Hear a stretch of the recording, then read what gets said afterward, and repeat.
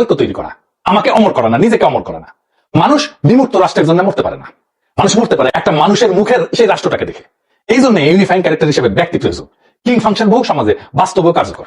যেদিন রাজা সেই কিং ফাংশন, যেদিন ওই ইউনিফাইং ক্যারেক্টার নিজেকে ঐক্যের উৎস না বরং ঐক্যের মালিক ভাবে, সেদিন থেকে জাতির ক্ষয় শুরু হয়, ইউনিফাইং ক্যারেক্টারের ক্ষয় শুরু হয়। মুজিব এইভাবে ক্ষয়ে গেছে। খালেদা জিয়া এখানে অনন্য হয়ে উঠতে পারতেন, একজন ইউনিফাইং ক্যারেক্টার হয়ে উঠতে পারতেন, কিন্তু মুজিবের অনুসারীরা যেভাবে মুজিবকে ধ্বংস করছে, ঠিক একইভাবে খালেদা জিয়ার অনুসারীরা খালেদা জিয়ার ইমেজকে ধ্বংস করতেছে। কিভাবে দেখাই দিতেছে একটা একটা করে। খালেদা জিয়া মৃত্যুর পরেই তাকে নিয়ে যে রাজনীতি শুরু হয়েছে সেই বিষয়ে এবার কথা বললেন পিনাকি দাদা। পিনাকি দাদা খালেদা জিয়ার মৃত্যুর পর তাকে নিয়ে কি কি রাজনীতি শুরু হয়েছে সে বিষয়ে এবার কথা বলল। তাহলে চলুন এখন বিস্তারিত তার ভিডিওর মাধ্যমে জেনে নেওয়া যাক। 5 আগস্টের পর বিএনপি সবসময় একটা খাইছিল খালেদা জিয়ার এই তুঙ্গস্পর্শী জনপ্রিয়তাকে ভোটের বাক্সের ভোটে রূপান্তরিত করবে। এখন কেউ প্রশ্ন তুলতেই পারে যে খালেদা জিয়া তো বিএনপি চেয়ারপারসন, তিনি রাজনৈতিক নেত্রী, উনাকে উনার দল নির্বাচনে তার কাছে ব্যবহার করবে না? জি না, দুইটা জিনিস একসাথে হয় না, ইউনিফাইং ক্যারেক্টার এবং দলের নেতা। একই সাথে একজনকে আপনি ইউনিফাইং ক্যারেক্টার আর দলের নেত্রীর রোল দিতে পারবেন না, এটা কাজ করবে না, ফাংশন করবে না, যে কোনো একটা ফেল করবে।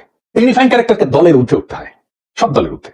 উনি উঠে গেছিলেন, জনগণই তাকে ওই জায়গায় নিয়ে গেছিলেন, কিন্তু দল তাকে ওই জায়গায় রাখতে দেবে না।